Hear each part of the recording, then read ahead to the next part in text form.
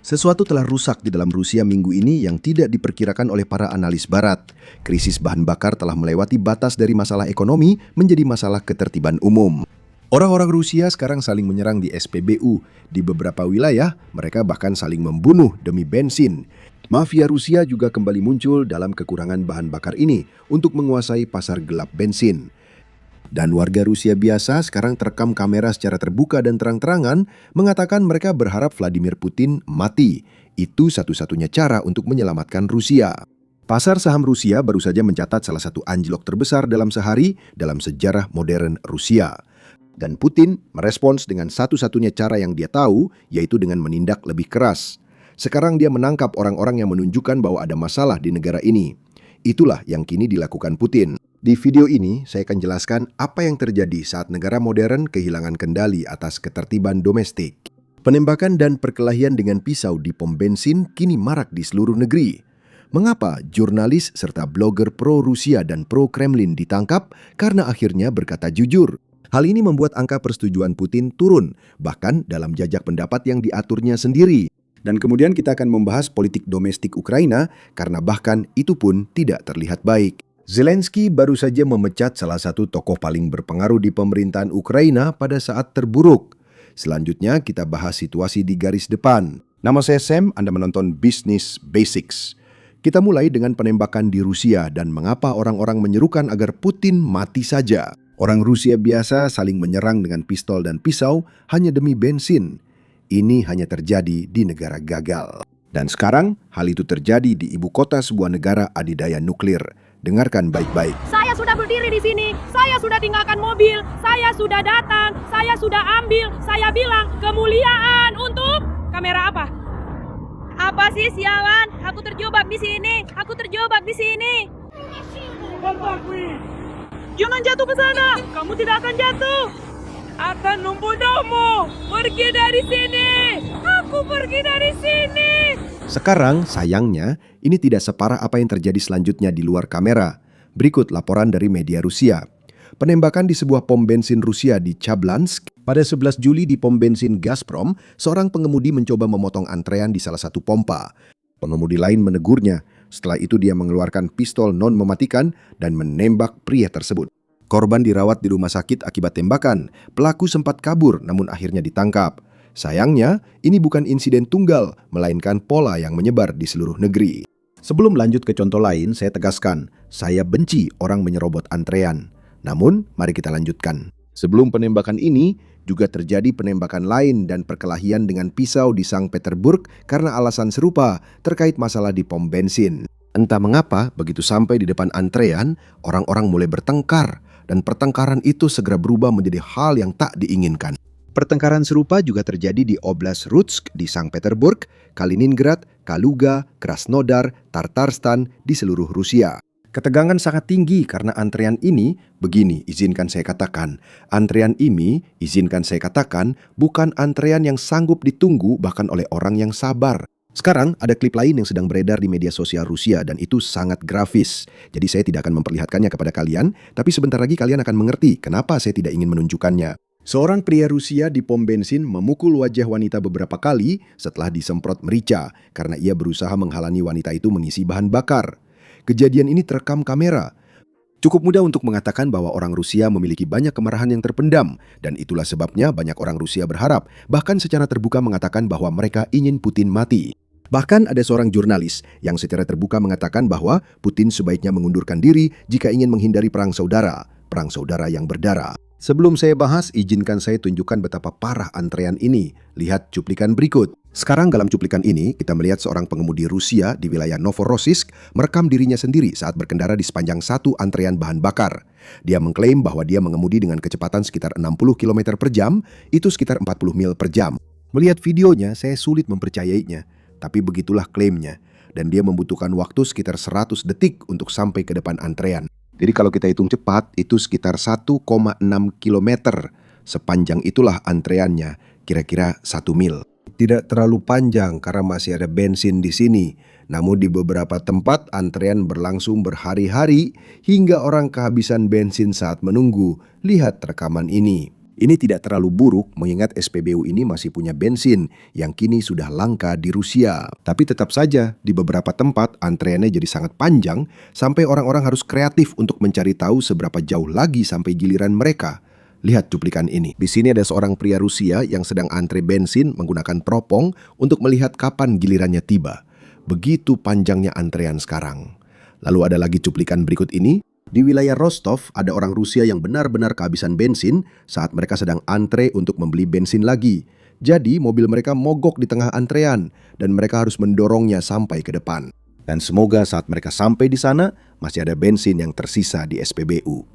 Nah, semua ini membawa kita ke cerita yang paling kalian pedulikan. Orang Rusia secara terbuka menyerukan kematian Putin dan jurnalis meminta dia mundur untuk menghindari perang saudara. Mari bahas jurnalis dulu. Tahukah kalian, peristiwa seperti ini terakhir terjadi di Rusia pada awal 1990-an, sebelum dan sesudah Uni Soviet runtuh. Situasi di dalam Uni Soviet dan di Rusia, ya memang sangat buruk. Kelompok kriminal terorganisir mengisi kekosongan yang ditinggalkan oleh negara yang sedang runtuh. Mereka menguasai pasar gelap, distribusi, dan harga. Saat itu ada bisnis sangat menguntungkan. Saya sedang membaca biografi Putin. Kami akan segera membuat video tentang itu. Tapi dulu, jika Anda memiliki bisnis yang menguntungkan, misalnya bisnis yang sah, tidak ada pemerintah atau hukum Rusia yang melindungi Anda. Jika mafia menginginkan bisnismu karena kamu terlalu sukses, kamu hanya punya dua pilihan, mati atau menyerahkan bisnismu. Tak ada pilihan lain. Itulah yang akhirnya dilakukan banyak pengusaha Rusia, membangun bisnis sukses untuk menghasilkan uang dan membantu negara. Lalu mafia itu datang dan berkata, "Hei, kamu menghasilkan terlalu banyak uang. Bagaimana kalau kamu serahkan 50% atau bahkan semuanya padaku?" Mereka harus melakukannya demi melindungi diri dan keluarga. Itulah sebabnya banyak orang Rusia tak ingin hal itu terulang lagi dan khawatir terhadap krisis bahan bakar ini. Bagi mereka, ini mengingatkan kenangan buruk. Inilah alasan jurnalis Rusia kini terang-terangan meminta Vladimir Putin mundur. Mereka ingin Vladimir Putin mundur secara damai dan memberi kesempatan generasi pemimpin muda memimpin negara serta memperbaiki keadaan. Silakan dengarkan.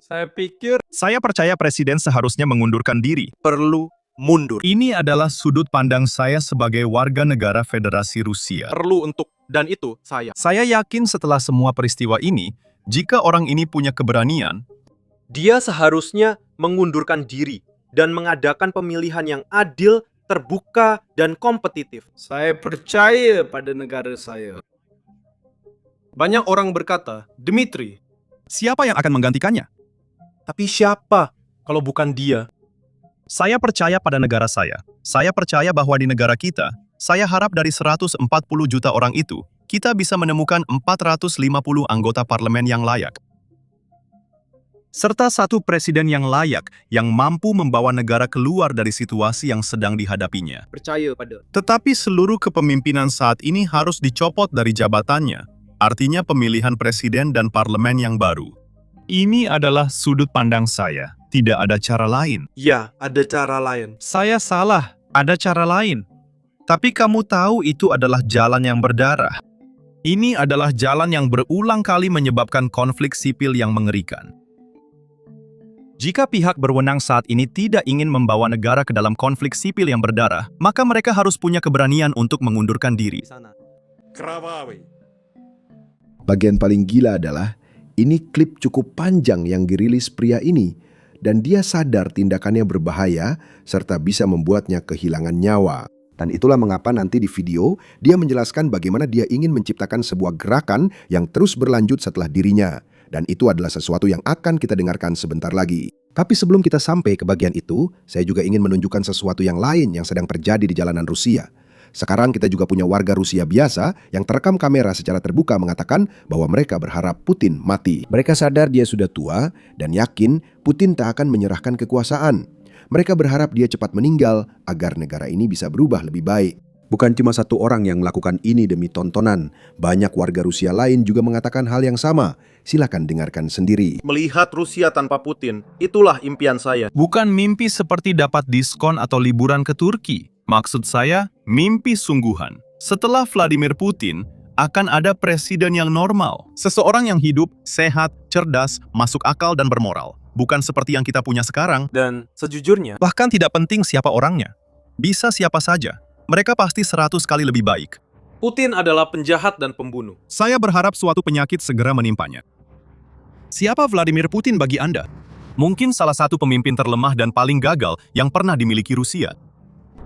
Menurut Anda, Rusia Akan seperti apa setelah Putin? Saya berharap kita akhirnya memiliki demokrasi yang sesungguhnya. Bagaimana dia akan meninggalkan jabatannya? Dia akan meninggal. Dan kapan? Saya harap begitu.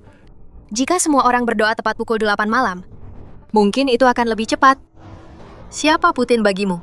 Sejujurnya, Pria tua yang membuat semua orang muak dan lelah. Putin hanya akan mundur dari kursi presiden jika wafat, tanpa opsi lain. Terlalu banyak kejahatan, pertumpahan darah, dan pelanggaran hukum terkait namanya. Jika TV propaganda Putin terus disiarkan, kita tidak boleh berharap akan ada perubahan. Mengapa kita membutuhkan kekuasaan Al-Assad tanpa akhir seperti ini? Kita tidak membutuhkannya. sekarang bagi orang-orang yang sudah lama mengikuti perkembangan Rusia, kalian tahu bahwa hal seperti ini tidak umum di Rusia. Selain itu, Putin sangat-sangat serius menanggapi hal seperti ini. Ada orang-orang yang mengatakan hal yang jauh kurang serius, jauh kurang dramatis, dan mereka sekarang sudah tidak ada lagi di dunia ini. Itulah jenis hukuman yang diberikan Putin jika kamu mengkritiknya. Dan tebak apa? Sepertinya dia agak melunak di tahun 2026, setidaknya sampai saat ini. Karena kami telah membuat beberapa video tentang orang-orang yang mengkritiknya secara terbuka. Tapi sekarang sepertinya Putin kembali menindak keras seperti cara lamanya. Lihat laporan ini. Jadi pria yang kamu lihat di layar itu adalah Ilya Remslav. Dan sebenarnya kami sudah membicarakannya pada bulan Maret lalu. Dan saya tidak menyalahkan kamu kalau tidak ingat dia, itu sudah lama sekali. Tapi dulu dia adalah salah satu blogger pro-Putin di Rusia. Dia sangat mendukung Putin. Beberapa tahun yang lalu, ketika Navalny mulai menantang kekuasaan Putin, pria inilah yang mengeluh, atau bisa dibilang melaporkan Navalny ke pihak berwenang Rusia. Selain itu, dia bersaksi melawan Navalny di pengadilan hingga Navalny dipenjara, dan secara pribadi mengajukan beberapa gugatan terhadap Navalny. Ia sangat mendukung Putin. Namun tiba-tiba, entah dari mana, awal tahun ini pada bulan Maret, dia mengeluarkan manifesto besar yang mengkritik dan secara terbuka menyerang Putin. Semua keputusan yang dia ambil sejak meluncurkan operasi militer khusus ini. Sekali lagi, tak ada yang menduga ini. Ini masalah besar, karena orang ini adalah simbol penindasan Putin terhadap Navalny dan punya banyak pengikut. Saat dia secara terbuka mengkritik Putin, beberapa orang di Rusia memang memperhatikan. Dalam manifestonya, dia membuka dengan kalimat yang sangat tepat. Saya bingung cara mengatakannya, mungkin tata bahasanya salah. Tapi dia bilang, orang sebaik apapun bisa jadi korup jika berkuasa. Selama Putin. Penting untuk disoroti, karena Putin berkuasa sekitar 26 tahun. Ada anak-anak di Rusia yang belum pernah melihat pemimpin selain Putin. Meski jadi Perdana Menteri, dia tetap pemimpin de facto negara itu. Dia mendapatkan sebagian besar waktu tayang di saluran berita. Dia mendapatkan sebagian besar waktu tayang setiap kali para pemimpin mengunjungi Rusia. Jadi dia adalah pemimpin, meskipun secara resmi bukan pemimpin. Dmitry Medvedev hanya pura-pura jadi presiden satu periode untuk mengakali batasan konstitusi Yeltsin. Saat Vladimir Putin kembali berkuasa, dia menghapus hampir semua batasan masa jabatan di konstitusi, sehingga bisa memerintah selama dia mau. Jika Putin ingin memerintah seumur hidup, dia bisa melakukannya di Rusia sekarang. Itulah yang dikritik pria ini, termasuk masalah lain dengan Vladimir Putin yang sering kita bahas di kanal ini. Dia juga menyoroti kemewahan hidup Vladimir Putin. Dia punya beberapa istana dengan pertahanan udara dan menghabiskan banyak uang, mungkin orang terkaya di dunia. Dia juga kemudian menyoroti bahwa sementara Vladimir Putin melakukan semua ini, dia menyita aset-aset dari pemimpin lain di Rusia, para pemimpin bisnis. Dia menyita aset-aset mereka. Dia memungut pajak lebih banyak dari rakyat Rusia demi melanjutkan perang, lalu menyoroti jumlah korban di garis depan. Hal ini jarang dibahas di Rusia karena mereka tidak tahu angka pastinya, termasuk jumlah warga yang tewas atau terluka parah di garis depan. Setelah semua itu, dia seperti seorang. Itu adalah manifesto yang panjang terdiri dari beberapa halaman. Saya akan membagikan tautan video lama agar kalian bisa mengikuti seluruh ceritanya. Tapi setelah semua ini, pada dasarnya dia mengatakan bahwa Putin seharusnya mengundurkan diri. Lalu dia harus didakwa sebagai penjahat perang, sebagai seseorang yang pada dasarnya telah menghancurkan masa depan Rusia. Dan kemudian dia menutup pernyataannya. Sehari setelah dipublikasikan, ini langsung jadi berita besar di Rusia, bukan hanya di luar negeri. Dia dimasukkan ke rumah sakit jiwa karena masalah mental. Tapi orang ini masih tetap aktif setelah dia masuk rumah sakit dan dia terus memberikan wawancara setelah itu. Jika Anda mendengarkan wawancaranya, Anda akan tahu dia bukan orang gila. dia tampak seperti orang normal dan waras. Dari cara bicaranya, dia tidak tampak seperti penderita gangguan mental atau kehilangan akal. Namun, dia tetap dimasukkan ke rumah sakit. Dan dalam salah satu wawancara yang dia lakukan dari rumah sakit jiwa itu, dia mengatakan bahwa alasan dia berada di rumah sakit adalah karena ucapannya. Dia bilang begitu. Itu adalah konsekuensi dari kata-katanya. Dan kamu tahu pesan yang dia sampaikan. Jadi dia menyadari apa yang terjadi padanya, tapi sayangnya saya rasa dia tidak menyadari bahwa rumah sakit itu adalah hukuman. Terlalu ringan untuk seseorang yang mengkritik Putin di dalam Rusia. Begitu keluar dari rumah sakit Jumat pagi di Rusia, dia langsung ditangkap dan didakwa karena mengkritik militer. Karena di dalam Rusia itu adalah kejahatan, kamu tidak boleh mengkritik militer, bahkan jika kamu seorang patriot. Karena ada banyak orang yang mendukung invasi. Mereka ingin Ukraina lenyap dan Rusia menguasainya, namun tetap mengkritik cara militer menjalankan perang. Mereka berpikir militer seharusnya bertindak lebih keras. Mereka berpikir seharusnya bahkan lebih gencar menyerang warga sipil daripada sekarang. Di Rusianya Putin, itu sebenarnya ilegal. Saya rasa kita sudah terlalu lama membahasnya. Tapi dia bukan satu-satunya target. Baru minggu ini, tokoh oposisi lain di Rusia dinyatakan sebagai agen asing.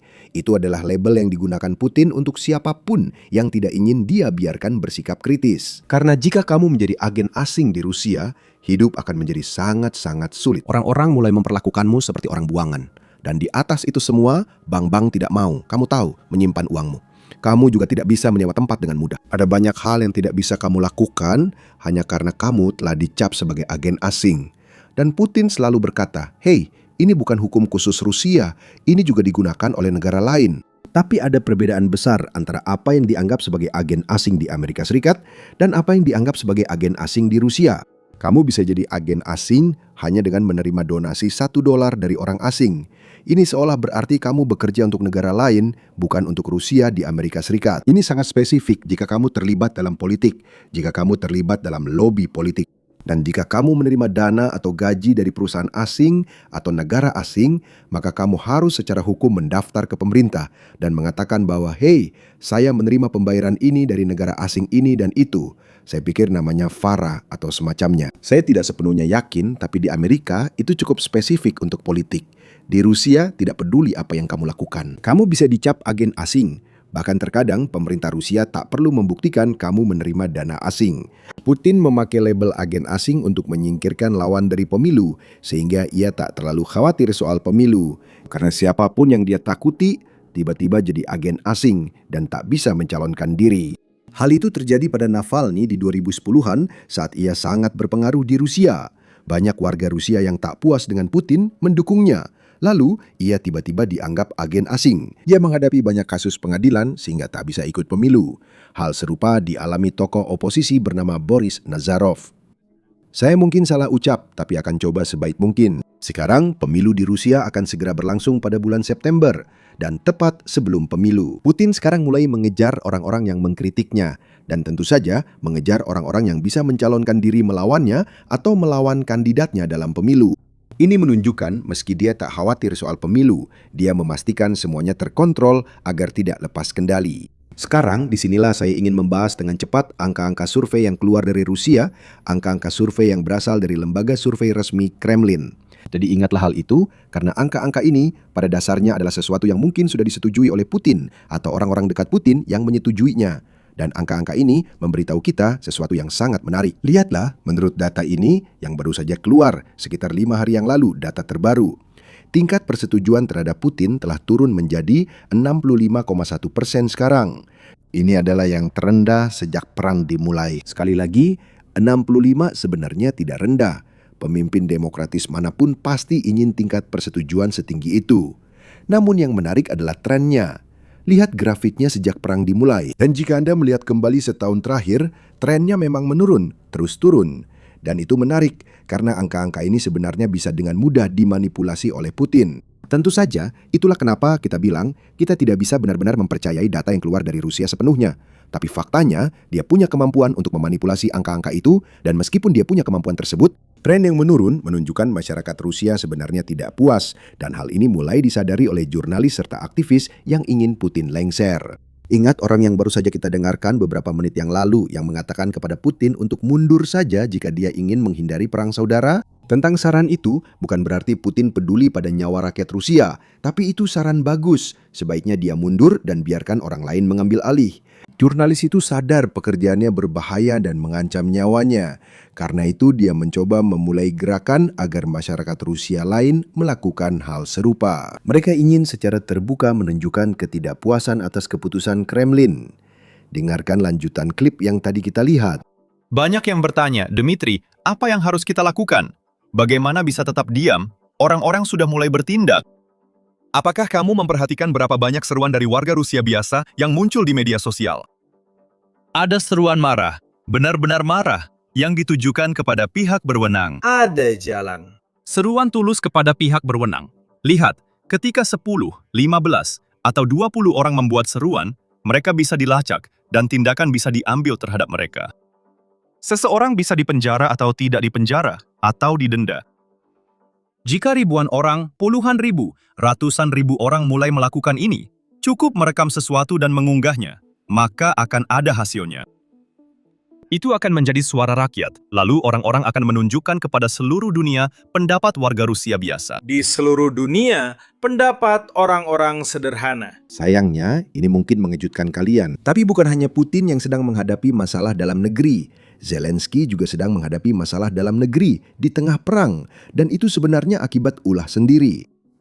Ada protes yang terjadi di Ukraina karena pemecatan yang baru saja terjadi beberapa hari lalu. Dan saya yakin beberapa dari kalian mungkin sudah mendengarnya. Tapi sebelum saya membahas itu secara detail, saya ingin menunjukkan kepada kalian mungkin lelucon terbaik yang pernah saya lihat dari Rusia. Ini adalah orang-orang Rusia yang menertawakan situasi saat ini. Mereka punya selera humor yang bagus. Kalau tidak percaya, tanya mantan Presiden Ronald Reagan. Dia penggemar berat lelucon Soviet dan Rusia. Ini lelucon favorit saya. Kalian tahu aturannya? Kalau kalian suka dengan leluconnya, tekan tombol subscribe di bawah. Dan kalau sudah berlangganan, tekan tombol like di bawah. Silakan lihat. Seorang patriot Putinis masuk ke pom bensin dan bertanya, berapa harga bensinnya? Petugasnya menjawab, 200 rubel per liter. Kok bisa 200? Kemarin masih $100. Benar sekali, 100 rubel untuk bensinnya dan 100 lagi untuk membangun dunia multipolar. Si patriot menghela napas, tapi dengan bangga menyerahkan 200 rubel. Petugas mengambil uangnya, mengembalikan 100 rubel dan berkata, 100, tidak ada bensin, begitulah keadaannya. Rusia memiliki cadangan minyak terbukti terbesar kedua di dunia. Dan sekarang tidak ada lagi bensin. Tapi jangan khawatir, mungkin jika Putin punya 3 hari lagi untuk operasi militer khusus, dia akan kembali memiliki dunia multipolar.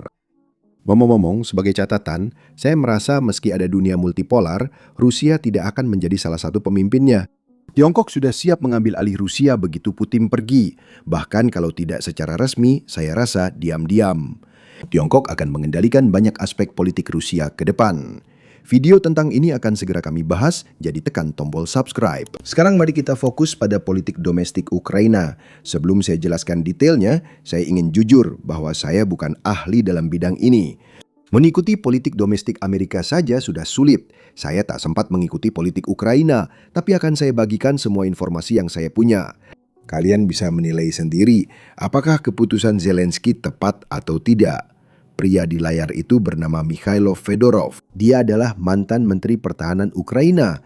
Dan dia baru saja dipecat beberapa hari yang lalu, mungkin minggu ini atau minggu lalu. Dia dipecat secara tiba-tiba. Dia punya riwayat kerja mengesankan, meski hanya 6 bulan jadi Menteri Pertahanan. Sebelum itu, dia adalah Menteri Transformasi Digital dan Wakil Perdana Menteri Ukraina. Tapi kemudian dia mendapat promosi menjadi Menteri Pertahanan Ukraina sekitar 6 bulan yang lalu. Dan dia mencapai banyak hal dalam 6 bulan itu. Dia masih muda, inovatif, dan punya keyakinan kuat tentang bagaimana Ukraina bisa memenangkan perang ini. Dia langsung menjalankan rencananya dengan sangat cepat. Nah, kita sudah sempat membahas tentang dia sedikit sebelumnya. Masalah pertama yang dia selesaikan adalah masalah Starlink. Yang sekali lagi, bagi kalian yang belum tahu, Starlink sudah dilarang di Rusia. Pertama-tama, kalau kamu di Rusia, kamu tidak bisa membeli terminal Starlink. Tapi misalkan kamu berhasil membawa terminal Starlink ke Rusia. Jika kamu berada di dalam Rusia, kamu tidak bisa terhubung ke satelit Starlink. Terminal pada dasarnya hanyalah kotak logam atau plastik. Saya tidak tahu jenisnya, tapi itu hanya kotak dan tidak berguna. Wilayah Rusia diblokir secara geografis dari layanan satelit itu, sehingga tidak bisa digunakan. Tapi yang telah dilakukan oleh orang Rusia, lebih spesifiknya militer Rusia di garis depan, adalah mereka membeli terminal Starlink melalui negara pihak ketiga. Mereka membeli lewat perusahaan palsu di Dubai, UEA, India, atau Tiongkok, lalu menyelundupkannya ke Rusia dan wilayah Ukraina yang diduduki Rusia. Tebak, apa yang terjadi? Wilayah yang diduduki Rusia masih dianggap Ukraina oleh Starlink dan hampir semua negara barat, jadi wilayah itu sebenarnya tidak dibatasi secara geografis dari Starlink. Jika Anda punya terminal Starlink di wilayah pendudukan Rusia, Anda tetap bisa menggunakannya. Dan itulah yang banyak digunakan militer Rusia untuk drone, komunikasi, atau hal lain yang bisa Anda bayangkan, karena Starlink jauh lebih andal dan jauh lebih cepat dibandingkan dengan internet lain yang bisa Anda temukan. Dan itulah mengapa militer Rusia sangat bergantung padanya. Bahkan militer Ukraina juga bergantung padanya, mereka juga menggunakannya. Tapi ketika pria ini menjadi Menteri Pertahanan, dia ingin menyelesaikan masalah itu. Bagaimana dia memastikan Rusia tidak memakai Starlink di garis depan, sementara Ukraina tetap bisa? Solusinya adalah whitelist. Whitelist artinya jika Anda punya terminal Starlink di Ukraina, Anda harus mendaftarkannya ke pemerintah agar bisa menggunakan Starlink. Jika tidak mendaftar, Anda tidak bisa menggunakan Starlink di Ukraina. Untuk memakainya harus melalui pemerintah Ukraina. Di luar Ukraina masih bisa digunakan. Jadi, yang terjadi adalah semua terminal Starlink milik militer Ukraina sudah masuk whitelist. Jika Anda warga negara Ukraina dan memiliki Starlink, pemerintah punya situs web. Anda pergi ke sana, kirim detail dan identitas, lalu mereka akan menyetujui setelah memastikan identitas Anda benar.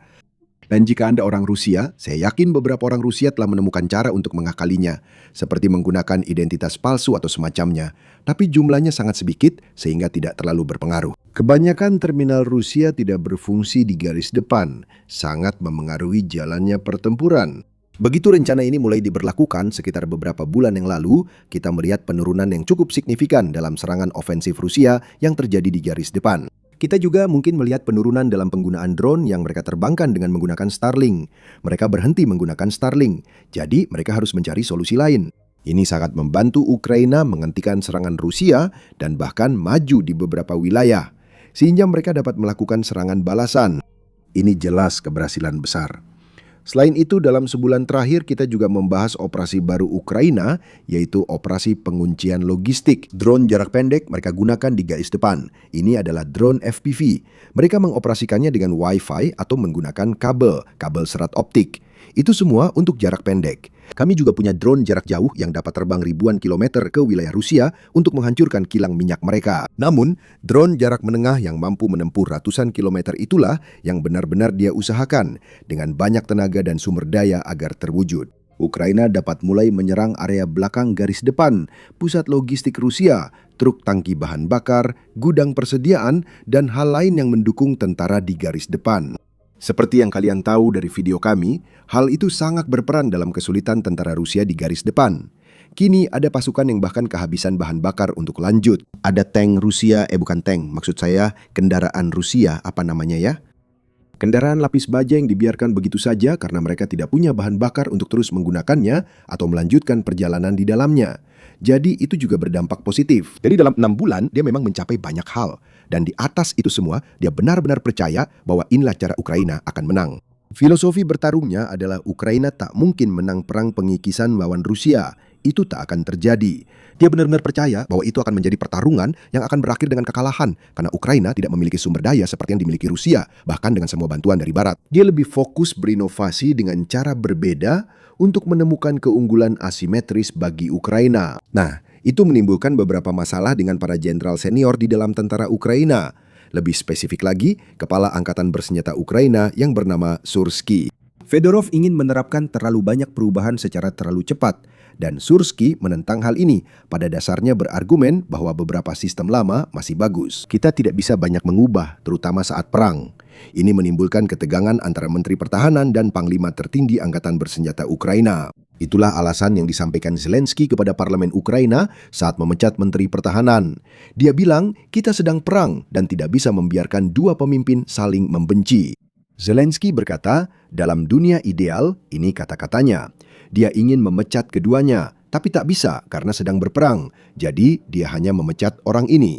Sekarang tidak semua orang percaya dengan penjelasan ini. Ngomong-ngomong, poin pertama yang perlu dicatat, Zelensky belum mengeluarkan pernyataan publik terkait hal ini.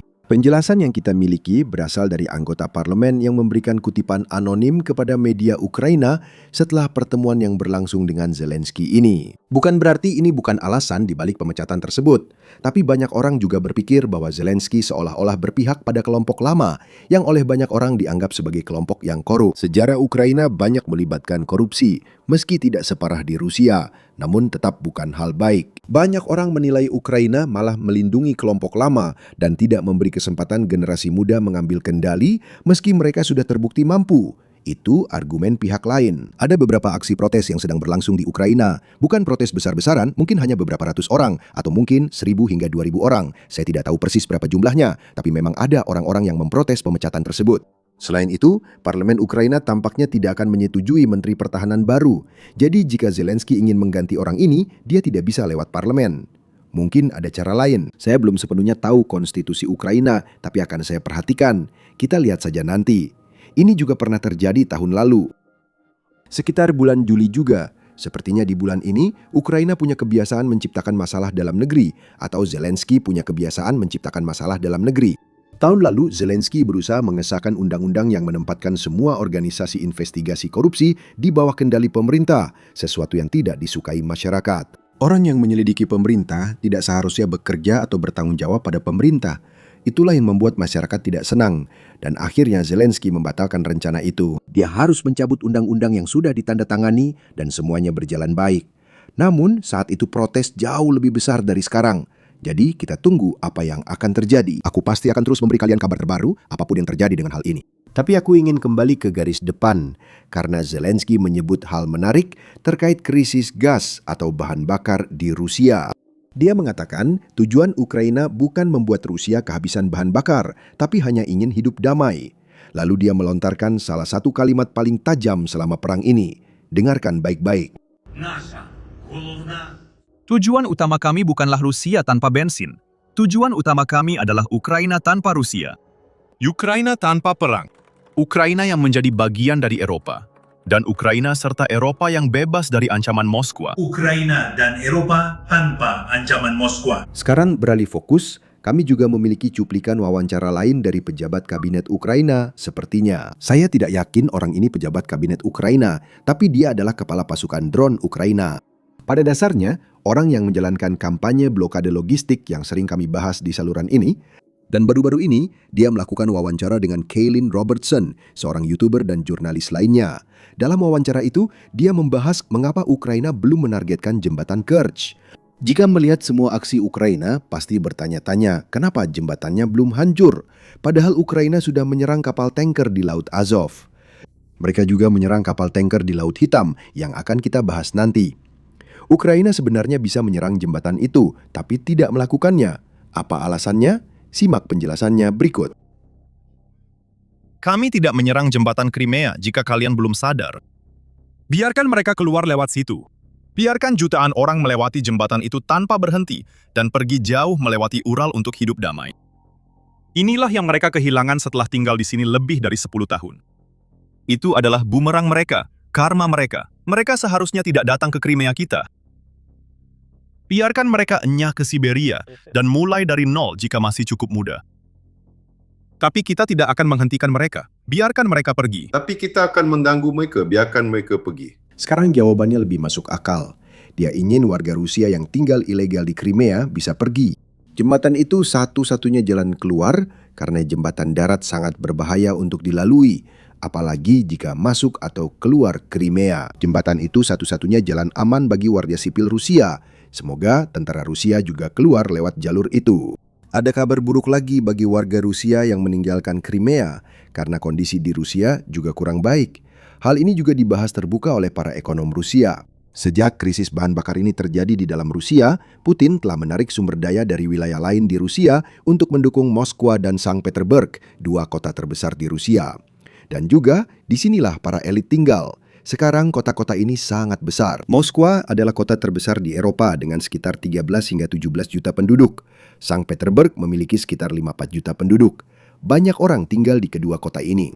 Tapi itu tetap berarti ada sekitar 120 juta orang Rusia yang tinggal di luar kota karena populasi negaranya 140 juta orang. Dan orang-orang yang tidak tinggal di kota-kota besar ini merasa seperti mereka sedang ditipu karena Kremlin hanya fokus pada kesulitan yang dialami oleh orang-orang kota. Mereka sebenarnya tidak benar-benar memperhatikan semua wilayah lain yang masih merupakan bagian dari Rusia. Dan inilah yang sebenarnya dibicarakan oleh ekonom ini. Hal ini menciptakan perang kelas. Banyak orang sangat marah pada Moskwa. Silakan dengarkan. Saat ini, Moskwa merampok wilayah lain. Banyak orang Rusia menulis kepada saya, mengatakan belum pernah melihat kebencian sebesar ini terhadap Moskwa di wilayah-wilayah Rusia. Dan krisis bensin telah memperparah situasi ini secara signifikan. Artinya, saat mereka mengambil bensin yang paling kamu butuhkan, barang itu harus dikirim ke Moskwa. Orang-orang di sana bisa berkeliling dengan mobil mewah dan menciptakan ilusi kota yang damai, di negara yang damai meski sedang berperang. Sangat menjengkelkan saat ada mesin panen di ladang, tapi tidak bisa diisi apapun. Bahkan bensin pun tidak ada. Solar juga sudah dibawa ke garis depan, jadi tidak bisa melakukan apa-apa. Sekarang semua ini membawa kita ke kampanye Ukraina lain yang sebenarnya baru dimulai 2 hari yang lalu. Jadi saya merekam ini pada hari Jumat. Kampanye itu dimulai pada hari Rabu. Ini bagian dari kampanye blokade logistik yang sudah berlangsung beberapa minggu. Kampanye ini disebut Molokska. Saya sebenarnya tidak tahu artinya. Intinya, kampanye ini adalah drone Ukraina menyerang kapal tanker dan kapal Rusia di Laut Hitam. Sekarang kita sudah melihat Ukraina menyerang semua kapal Rusia yang merupakan bagian dari atau yang berlayar di Laut Azov. Dan sepertinya mereka sudah menyelesaikan urusannya di sana. Urusannya sudah selesai di sana. Pengiriman melintasi Laut Azov telah turun sekitar 99%, ada 1 atau 2 kapal di sana-sini. Tapi selain itu, tidak ada lagi yang tersisa yang belum diserang Ukraina. Itulah sebabnya mereka kini fokus ke Laut Hitam. Dalam 2 hari, mereka telah menyerang lebih dari 30 kapal. Dan itu membuat total kapal yang telah diserang Ukraina dalam 11 hari terakhir menjadi 147. Operasi ini dimulai pada 6 Juli dan hingga 16 Juli, yaitu selama 11 hari. 147 kapal Rusia telah diserang oleh drone Ukraina. Dan itu benar-benar gila. Saya baru saja berbincang dengan mantan Navy SEAL Chuck Farah yang mengikuti perang ini jauh lebih dekat daripada siapapun, termasuk saya. Dan dia menjelaskan doktrin Angkatan Laut serta implikasi dari apa yang dilakukan Ukraina. Seperti yang kalian tahu, segmen ini adalah bagian dari liputan yang lebih luas yang telah kami lakukan untuk anggota Basics Insider. Setiap minggu, beberapa kali dalam seminggu. Di mana Chuck menjelaskan apa yang dilakukan Ukraina di garis depan, apa yang dilakukan Ukraina di belakang garis depan, bagaimana Ukraina menargetkan pihak Rusia, dan apa rencananya. Jika Anda tertarik dengan penjelasan lengkap dan analisis taktis kami, jadi anggota sekarang dengan menekan tombol gabung di bawah atau kunjungi basicsinsider.com. Dukungan Anda menjaga jurnalisme ini independen dan membuat kami terus maju. Setiap minggu kami unggah lebih banyak konten khusus anggota yang tak bisa dibagikan publik karena algoritma YouTube. Anda bisa jadi anggota sekarang. Berikut segmennya, silakan lihat. Selamat datang kembali. Hari ini kita punya Battlefield Breakdown bersama mantan Navy SEAL Chuck Farr. Senang berada di sini. Mari bahas beberapa cuplikan pertempuran kecil. Saya rasa kita sudah tahu akhirnya. Yang pertama, ini terjadi saya rasa pagi ini. Ukraina melakukan serangan pertama dengan UGV, kendaraan darat tak berawak. Mereka mendarat di sebuah pulau di Laut Hitam. Benar, ini terjadi di Kinburn Spit, yaitu bagian kecil dari pulau penghalang di selatan Kherson. Kamu sedang menyaksikan sesuatu yang belum pernah terjadi dalam sejarah. Itu adalah kapal tak berawak yang menurunkan ramp dan mendaratkan kendaraan darat tak berawak. Sepertinya kita sedang menghadapi meriam 20 mm di sini. Saya tidak bisa melihatnya jelas, tapi itu laras besar. Ya, jadi itu, kamu tahu, kalau itu adalah senapan mesin kaliber 50, saya belum pernah melihat perangkat di ujung laras seperti itu. Itu selalu jadi bahan spekulasi. Robot masuk dan bertarung, kini mulai jadi kenyataan. Kita benar-benar sampai pada titik di mana pemanduan terminal otonom sudah mulai umum digunakan di kedua belah pihak. Ukraina yang pertama kali memperkenalkannya, tapi hari ini saya baru saja mengunggah infografis tentang Gran 4 yang sangat cepat. Ini adalah varian Shahed Rusia yang menggunakan tenaga jet, sangat cepat, bisa bermanuver hingga beberapa G, dan itu untuk menghindari drone pencegat. Dan itu memiliki AI, Anda tahu, pembelajaran mesin. Apa yang dulu kita sebut sebagai sistem pakar sebelum istilah AI muncul. Tapi itu bisa mengunci target yang bergerak dan mengenainya. Jadi itu tidak bagus. Ya itu gila. Oke, klip berikutnya kita punya kapal tanker minyak yang terkena serangan di Laut Azov. Di sana kalian lihat teman-teman, lingkungannya penuh target. Semua kapal menghadap arah sama dan berlabuh. Dan ketika kapal kalian berlabuh, kapal itu akan berada dalam jangkauan rantai jangkar tersebut dengan sudut 360 derajat. Selama 4 atau 5 hari kampanye ini berlangsung, Ukraina menghantam lebih dari 100 kapal dagang Rusia di Laut Azov. Seperti yang saya katakan, ini lingkungan dengan banyak target. Di sana, kalian baru saja melihat putaran 180 derajat dan kapal ada di mana-mana. Ini adalah kapal pengangkut distilat seberat sekitar 7.000 ton. Jadi mereka membawa produk distilat seperti bensin, minyak tanah, bensin, dan mereka selalu menjadi sasaran seperti yang satu ini. Mereka biasanya terkena di anjungan, ruang navigasi, atau terkena di ruang mesin. Dan jelas, jika Anda membawa bensin, Anda bakal celaka di sini.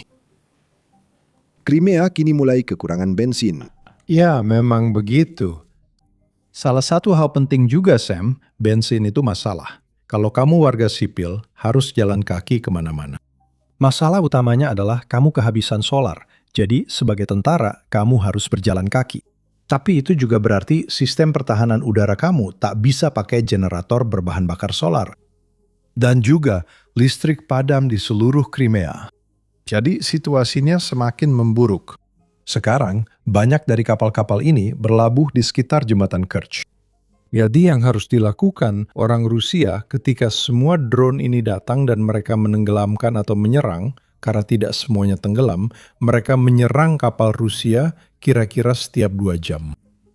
Ini terjadi di sekitar jembatan Kerch, dan Rusia harus memilih antara mempertahankan jembatan atau kapal-kapal. Kamu bisa lihat bagaimana orang ini melakukannya.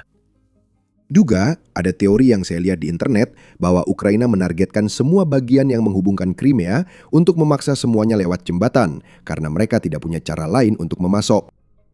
Ya, salah satu hal yang terjadi juga adalah, lihat, jembatan Kerch masih berdiri, tapi hanya berfungsi dengan kapasitas 25%.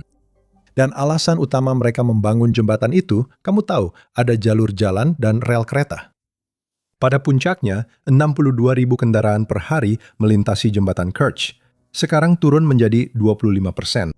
Dan ini mungkin terdengar aneh, sekarang turun menjadi 25% karena jembatan itu tidak bisa menampung beban lalu lintas normal. Dan yang paling parah terdampak adalah jalur kereta apinya. Dulu ada 94 kali penyeberangan kereta api setiap hari di jembatan itu. Sam, sekarang hanya ada 4. Empath. Jadi itu sebabnya ada begitu banyak truk tangki di sini, karena mereka harus membawa bahan bakar yang dulu dibawa oleh kereta api. Sekarang, 100 kapal ini sekarang tampak seperti kapal yang itu yang berasap. Mereka juga pernah menyerang rel di jembatan, kan? Ya, benar sekali. Tapi serangan besar yang terjadi 2,5 tahun lalu itu adalah momen penting karena membakar beberapa gerbong bahan bakar tepat di puncak jembatan, di mana tekanan arsitekturnya paling besar. Lihat, tidak ada kebetulan dalam perang. Itu bukan karena hoki. Kamu berhasil karena memang jago. Dan bagian rel itu masih belum berfungsi. Saya bilang, kamu tahu, kita turun dari 94 jadi 4 kereta. Kereta-kereta itu harus berjalan hanya 10 km per jam. Dan kalau pakai satuan Amerika, itu kira-kira secepat kamu bisa berlari, 6 mil per jam. 2 kereta sehari, bukan 94. Jadi inilah solusi dari Rusia. Tidak begitu. Berbicara soal solar, bagaimana kita tahu Angkatan Darat kesulitan? Kamu pasti harus berasumsi, kan? Angkatan Darat akan mendapatkan prioritas pertama untuk apapun yang mereka miliki. Jika ada kekurangan, warga sipil yang akan menderita duluan. Ya, itu benar-benar sedang terjadi. Dan orang-orang belum banyak membicarakan hal ini, tapi saya pernah membuat laporan untuk Kyiv Post di sini. Ya Tuhan, saya lupa kapan. Waduh. Beberapa jam yang lalu. Ya, tapi... Aku mendengarkan. Tapi salah satu hal yang terjadi, orang-orang tidak membicarakan ini. Lihat, ini sudah pertengahan Juli. Saat September tiba di Rusia, salju akan mulai turun. Mereka harus memanen dan mendistribusikan hasil panen dalam 45 hari ke depan, kan? Sam, mereka tidak akan melakukannya. Mereka tidak punya solar. Nanti kita punya cuplikan dengan seorang wanita yang merupakan peternak di Rusia. Dan dia bilang, Para pekerja yang sedang panen gandum tidak punya solar, tidak bisa membayar dengan harga yang sekarang. Dia bilang, saya tidak bisa memberi makan ternak saya karena saya tidak bisa membeli gandum dengan harga yang harus mereka tanggung untuk memanennya. Tapi itu bahkan belum termasuk tekanan ekonomi, meskipun itu nyata, dan kamu tahu itu bisa mengganggu distribusi. Tapi masalah sebenarnya adalah tidak ada solar. Solar itu tidak bisa menjalankan mesin pemanen. Solar itu juga tidak bisa menjalankan truk-truk yang pergi ke pusat distribusi. Dan tidak ada distribusi lokal, karena truk-truk itu juga berjalan dengan solar atau bensin. Jadi dalam 45 hari ke depan, Anda akan melihat kekurangan besar hasil panen di Rusia. Kita lihat saja nanti. Orang-orang, Anda tahu, sekarang mereka tidak punya bensin. Tapi ketika orang mulai lapar, Anda tahu, mereka jadi mudah marah. Setiap kali membuat video, saya sering melakukan riset lebih banyak dari yang bisa dimasukkan ke satu episode. Beberapa penonton juga berkomentar videonya makin panjang. Dan saya paham, lebih dari 20 menit, saya rasa video ini mungkin akan lebih dari 30 menit, itu sangat panjang. Jadi yang mulai kami lakukan adalah saya tetap lakukan risetnya dan saya ingin membahasnya. Kami mulai merilis versi panjang dari video-video ini untuk anggota kami. Jika Anda belum menjadi anggota, ini alasan lain untuk berlangganan, terutama agar bisa mengikuti perkembangan di garis depan, Ukraina, dan Rusia. Anda bisa jadi anggota dengan menekan tombol gabung di bawah atau kunjungi basicsinsider.com. Saya Sam, itu saja dari saya. Sampai jumpa di video berikutnya.